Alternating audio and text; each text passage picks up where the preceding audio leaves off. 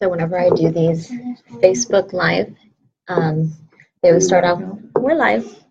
They would start off with like a dance party. You want to do a dance party? Guess not. Is it Friday?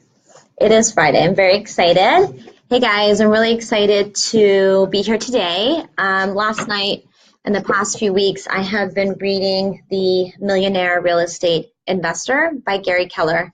And I've had a lot of conversations with David about this book. I've been really intrigued and really into it and really enjoying it, and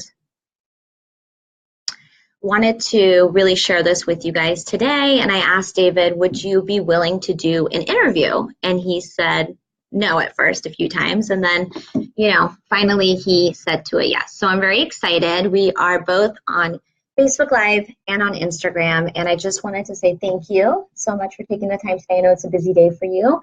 But I just really wanted to share some different stories and different things that David and I have spoken and he shared with me over the years. David is my husband. And so sweet. Thank you for doing this. Of course. So, I have always been very interested in real estate. Obviously, I have a passion for it because that is my business, and that's what my sister and I do with Sorelli Realty, and we really enjoy it. But there's a whole other side of real estate instead of just living in your property as your main home. And that is in the form of an investor. And that's why I've been really intrigued by this book. It's by Gary Keller. He started Keller Williams as well.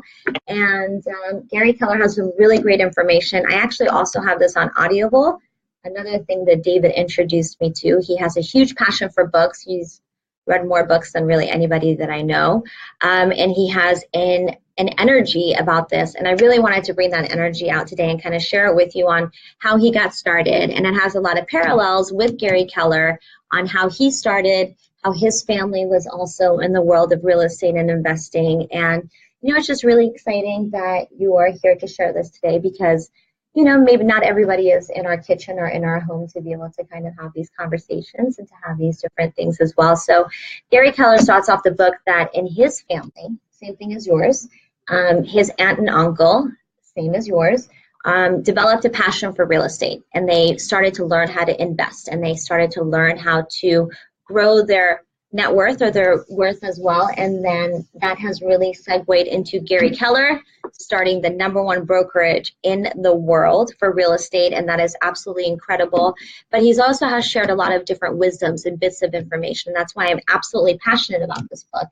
But also, it's the conversation that you and I have had over where you started, what how you got introduced, and I think it is really an interesting story. So that's why I wanted to do this Facebook Live today with you. So tell us a little bit about how you got started. You mentioned before that you were 16 years old, and you just happy Friday, everyone. I normally wouldn't probably talk about my past. I'm not one of those that generally likes to talk about my past. But Avisha felt very strongly about kind of sharing some wisdom that I've managed to learn along the way. And a lot of it has been kind of feeling my way through a dark room in the world of real estate, in the world of investing in the market, a number of areas. But for the most part, how I started really came down to the fact that my family was heavily invested in the restaurant business and in real estate in Virginia Beach.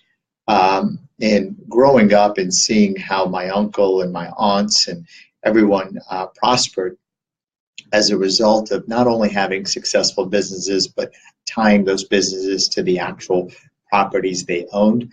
And then they eventually became landlords, and they didn't really need to work anymore because they relied solely on passive income later in life. When they sold off their businesses, they still owned the land. That model always intrigued me as a young kid. It's a lot for you to absorb at such a young age. Yeah, I mean, I think at a young age, at 16 years of age, I didn't have the monies, I didn't have the wherewithal as far as how I would start. But ironically, back in 1996, I stumbled across a book What book? Or excuse me. I was 16 years old. I stumbled across a book, and this was in the late 80s. Ooh, someone showing their age. Ironically, people are going to laugh, but it was called The Art of the Deal by Donald Trump. And well, he was a big time investor then. well, he was always in the news, so you couldn't get away from it. And so I picked up this book. I was inspired. It was mainly about him. It wasn't really as much about investing, but it gave me someone to look up to back then. And we all need someone to look up to in every stage of our lives. And now now I look up to different people, but every so often there's someone that I meet that inspires me. And so what was that book that really resonated? Because 16, a lot of people aren't really thinking about real estate. They're not really thinking even about their future at 16 years old. So, it's a really big step for you to pick up the book, first of all, want to read it, and then also really have internalized the different things that you learned in the book. Is there something in that book that just really intrigued you about the real estate? Besides from his persona, what intrigued me really was the fact that his family was heavily involved in real estate. He had a big help, I think, from his dad. I had to do it on my own. So when I landed my first job with a company called Wheat First Butcher Singer, which was an old Virginia investment firm, my sole desire, my passion was always to earn a living so that I can take my earnings and roll it right back in to a down payment on a property, but not just any property. I was infatuated with the idea of being able to live in multifamily properties. Say, for example, my first property was in Norfolk, Virginia. I'll never forget. It was $129,000. Were you nervous? Of course, I was nervous. My cousin John Decker, who is still a big-time real estate agent in the Virginia Beach, Norfolk area, he introduced me to this property, and he was like, Dave, you can live in the lower unit, rent the top out. It already had a tenant. So instead of what sometimes we think, we want to live in the bigger unit and we want to occupy the best space and then rent out the other space. So there was a lot of sacrifice that you did. I didn't view it as a sacrifice at 24, because at 24, I felt like I should live as humble as possible if I want to further myself and amass wealth and gain as many properties as I wanted. Right. My only way to do that justifiably at 24 years of age was to buy not a single family house, but to buy a multifamily building. And then ironically, a year later, one of the clients that I work for, I'll never forget his name, Archie Rubin, God bless his soul. He's no longer with us.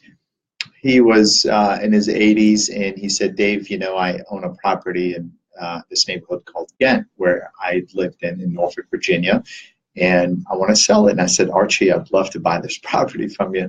And that was at the age of 25. So between the ages of 24 and 25, I bought 2 properties, and it gave me a sense of pride. Like it's hard for me to encapsulate what that feeling was, but now I felt like I woke up. I had a purpose all of a sudden to wake up in the morning, whether it's going to work so that I can plow more earnings back into real estate to fix the real estate that I had. But it really sparked something within me when I bought my second property.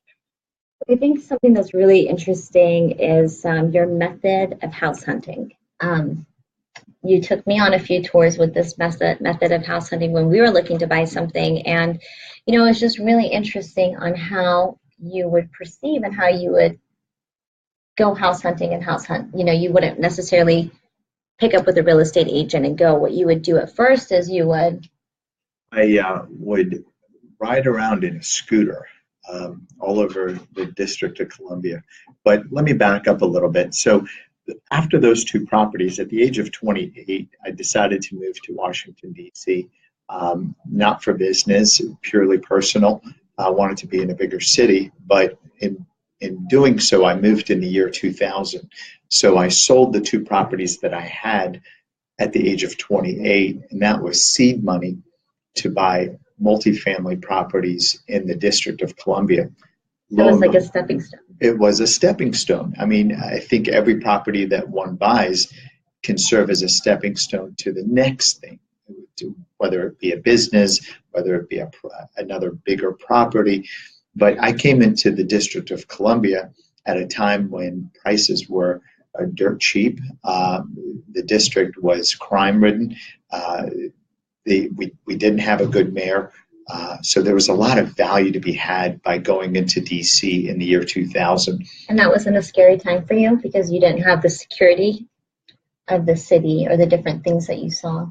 I just knew that by selling the two pieces of property that gave me my start, that it would be, that there's no way in heck I was going to do anything with the proceeds of those two properties from the sale, that I wanted it to roll back into another multifamily building. So I'll never forget, I found a great 2-unit property in a neighborhood called Mount Pleasant, right off 16th Street Northwest in DC, which I bought for $378. Properties like that don't exist at that price point, but back then there was a ton of properties that were priced between $3 to $4 to $500,000 that were 3 and 4 or 5 unit buildings. And I found my new obsession. Back then, that was the most I'd ever paid for a property.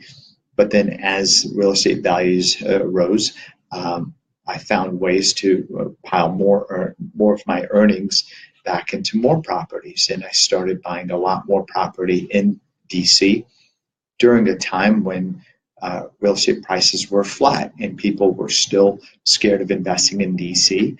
I mean, our basketball team, I think, was called the Bullets back then. It was just, it was not really a pleasant place to live in, but I didn't care because to me, I was a young kid with big eyeballs and I wanted to own the city. That was my desire. I just loved the district. So, I think it's just really interesting on how just a little bit of effort and time, but knowledge is the most important key. And that's really why we're doing this Facebook Live. And guys, thank you so much for logging in. I really appreciate it. If you have any questions for David or if you want me to ask him, please let me know. And we will definitely cover those, And it was, so you started at about 120,000, you said, for your first property? My first property in 1996 was on Spotswood Avenue in Norfolk, Virginia, and it was 129,000. My realtor, who is my Habibi, my cousin, John Decker, he got me into that property, and from there on, I still kept in touch with him. He sold me other properties, like a commercial property in downtown Norfolk. And what have you. So sure. Perfect. So that's really the ultimate goal of investing. That's why I moved to Niagara. Best decision. Good job, Marl. I'm really proud of you because you are a new family. You have 2 little munchkins. And sometimes when you think that when you're at that growing phase with yourself or with your family, it becomes a little bit difficult to make those decisions and investing in real estate. So I'm so proud of you for doing that and putting that foot forward. And I know you've started a new business online as well. So that's really fantastic. So, back to some of the things that Gary Keller would talk about in this book. And if you guys have any interest in this book, I have it on Audible and I can also share it with you for free. So you guys can stream and listen to it in your car or on your phone. And that's also something else that you have really taught me. I never really drove around listening to books or kind of was at the airport listening to books. You've really shown me on how educating and working on my thermostat up here will internalize and then build my thermostat in other places. And one is in investing as well. And, something else that you've really taught me, thank you so much for being a great hubby, is something called passive income. And I really wish that somebody had these conversations with me when I was young, because when I was thinking about what I want to do for my life and what kind of career do I want to move forward, I'm very driven and I'm very into giving back, into doing things, but I wasn't exactly sure how much time and effort you want to put in versus how much time and effort that you want to get out. And that is something that's really brilliant that I never really was educated about, and that's passive income. And I think, was that your goal from the very beginning? Can you explain what passive income is on your eyes and the conversations that we've had throughout these years about it? Well, there are many ways to get passive income. I mean, through royalties, patents, rental properties. I mean, just a number of different ways.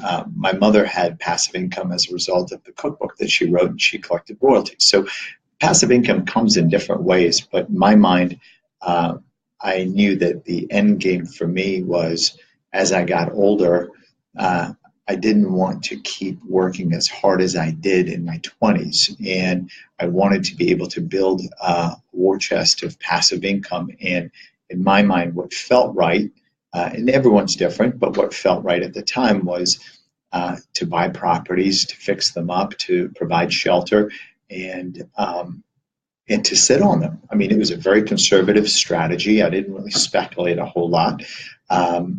It's really what I know, and I kept to what I know, and I'm still investing in real estate. I didn't buy my first house, technically my first real house, till I was 41 years old, because I've technically always lived in buildings that I've owned, but I've lived in the crappiest unit, usually in the basement apartments.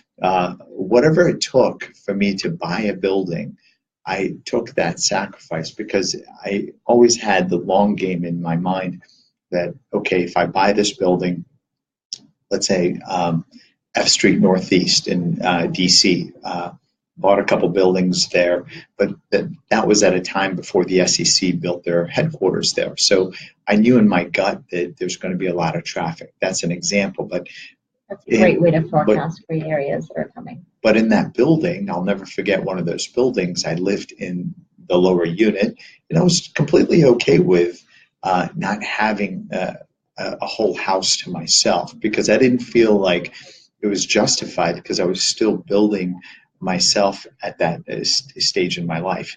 Even when I bought a condominium in Adams Morgan, I bought it large enough to have roommates in my 30s, and I'd lived in the smallest bedroom, and I rented out the other 2 bedrooms, and that literally paid my mortgage. But that's what I had to do to skimp, to save, and to always reinvest, to always roll back all my earnings, everything that I could, to build enough capital to buy more property.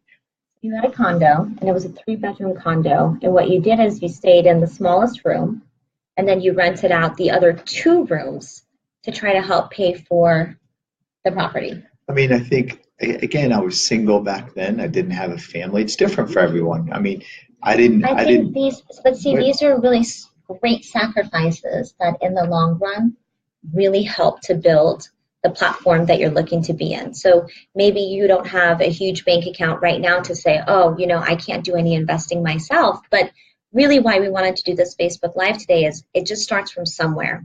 And, for example, I have a client right now. I haven't told you about him. He is looking at rental properties right by the MGM, right outside of Maryland. And the properties are anywhere from about $80,000 to $120,000. And you can tell that there's going to be a tremendous growth and tremendous stuff that's going to go on in that area that's going to make these really great investments. So if you're looking anywhere in Virginia, DC, Maryland, that's just particularly where David has done a lot of investing that we're talking about today. But maybe there's a place that you love to go, like you like to go skiing, or you love to go to Colorado and you see an opportunity there. Having an investor mindset, and one thing that I really appreciate Gary Keller teaching in this book is having the mindset, always knowing what you're looking for. And that's something that I have really appreciated learning from this book the past few times is he said, you need to know exactly what you want to buy. You need to have a criteria. So what are some criteria that you look for, that you always tell me about, that things need to be within this kind of, you love corner units? I love buildings that have presence. I love buildings that are typically on the corner. I love buildings that have a walkability to a metro within a few minutes. I mean, I love properties that are in well-named areas like the DuPonts and the Georgetowns and the Shaws now, areas of DC, for example, that are mature or that are becoming mature. I'm scared of areas that are, I guess, still emerging, because at the end of the day, if the market ever pulls back, I never really got hurt in the last financial crisis because all the buildings were in great areas, neighborhoods that have resisted majority of the crises that DC has faced. We were so lucky because I think if you think back at that time, a lot of the different parts of the country were suffering in different ways. When DC had a great foothold on keeping the price levels of the inventory and in the real estate that it was. So looking back and seeing what we know today, DC is really a great place to invest. DC, Maryland, and Virginia. I think from the standpoint, you can't go wrong with the fact that the federal government has a tremendous amount of presence here. They also have a tremendous amount of presence in Maryland and in Northern Virginia. We saw what happened during the last financial crisis, how they stepped in, and then all of the contractors and all the people that work for the government weren't really that affected. I mean, it seems like the local economy continued to prosper while the rest of the country was still struggling. And that was very notable. And that told me something, that in the future, where we live now, for example, in Miami Beach, it's an extremely volatile area. I mean, you can do very well, but then you can also not do well because there's no consistency there. Whereas the DC area, it's really been a very vibrant, consistent market, and it's still expanding, still growing. Absolutely. And it's really interesting. You just read this article as well that we were talking about, that it's a 20 month consistent low of inventory. And across the nation, the whole nation is actually seeing a huge pullback of inventory. There's a shortage of housing, and it's still saying that.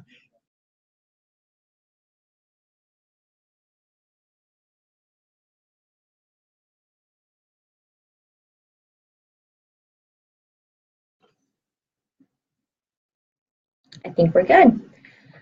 So we purchased a large home that has some room for upgrades to add value. We found amazing students from Japan to rent it out to help with the mortgage.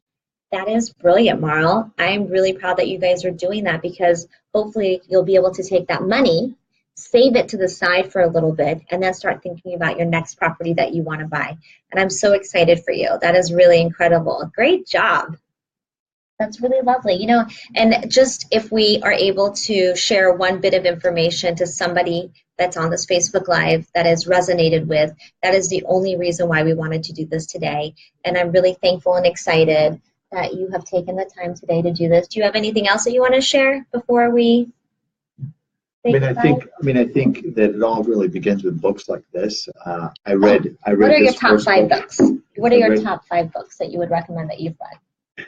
Sorry, I wanted to ask that before. The irony is the top 5 books have nothing to do with real estate. It's really all about the mindset.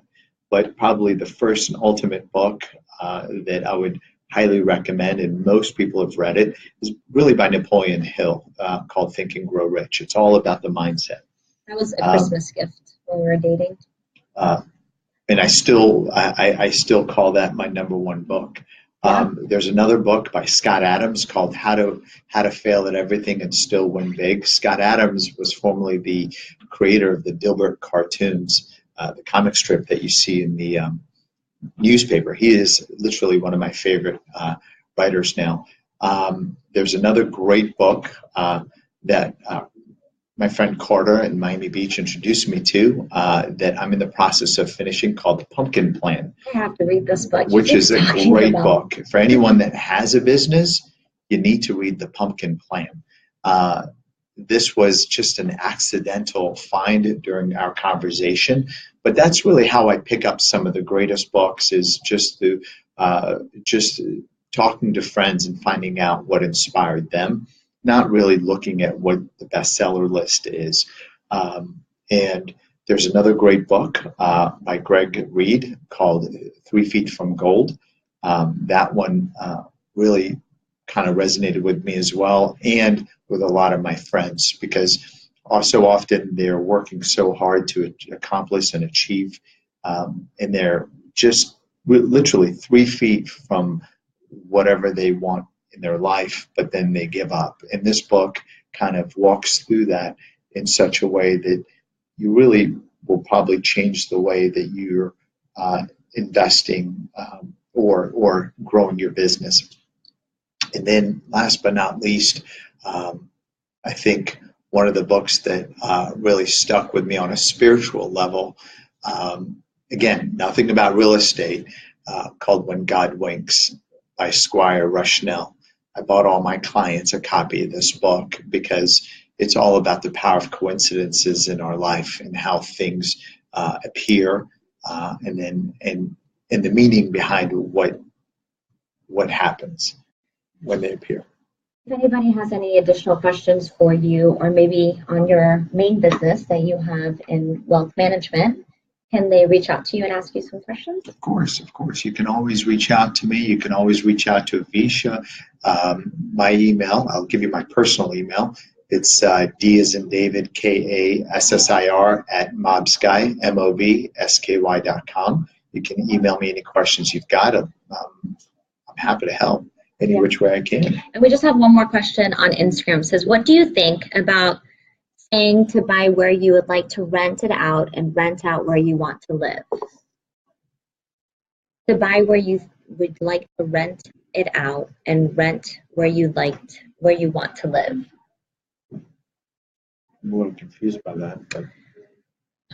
So I think what they're asking is in terms of where you want to live, maybe your personal residence, being an investment. And that's actually something that I've heard a lot of different people talk about in terms of, can your own personal home be an investment property? And Gary Keller in this book does talk about that, and he does share some really great information that when you do have that mindset of an investor and when you are looking at properties to purchase, it's really about the numbers. It's not necessarily about an emotional purchase. Of course, you want to have those things, especially in your personal property.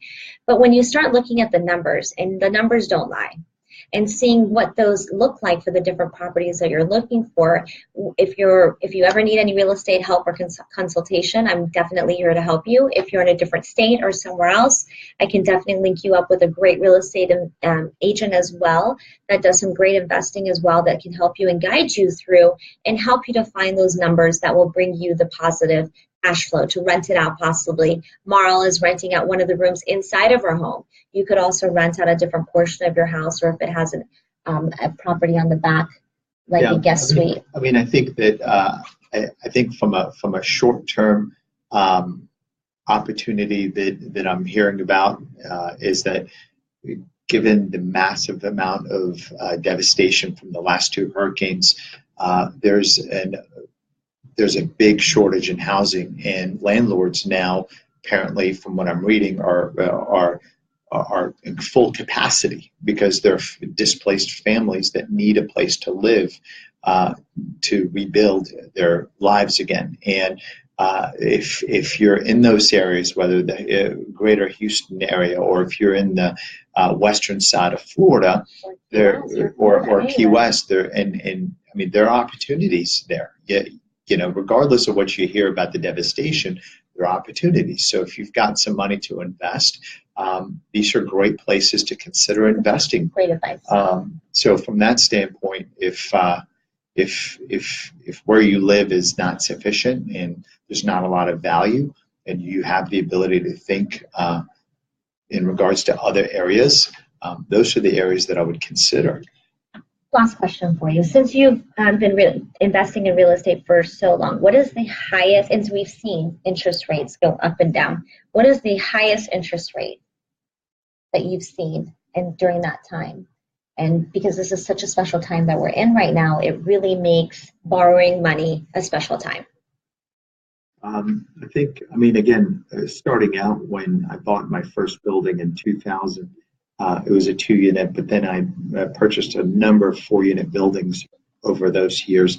And let me pull back a second and tell you kind of the magic behind how all this came to be.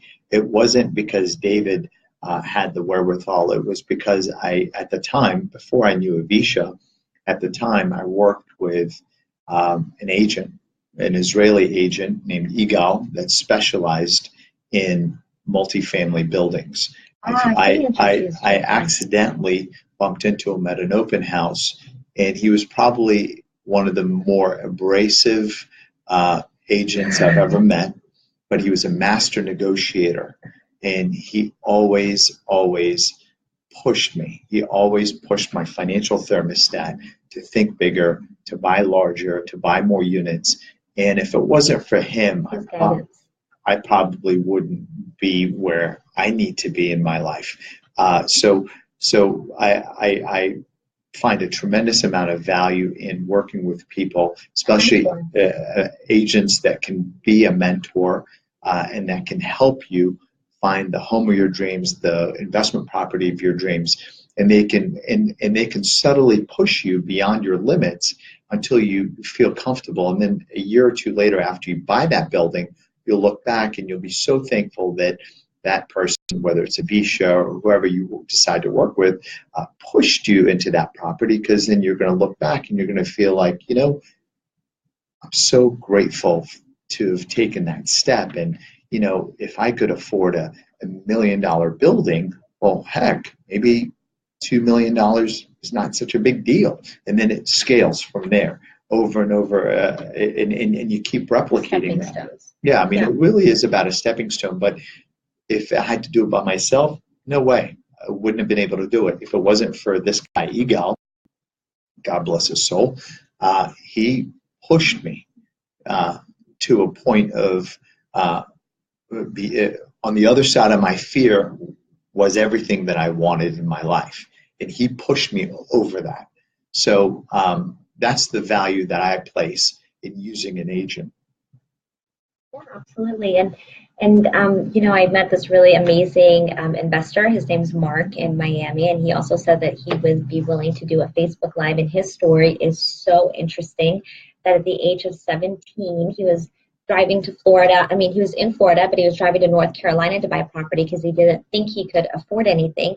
Stopped at one open house in Florida on his way to North Carolina, and from then he started his investing career, and his passion, information, and dedication has been really amazing to hear. So hopefully we'll have Mark on for the next interview as well. Good. Thank you so much. Yeah, absolutely. He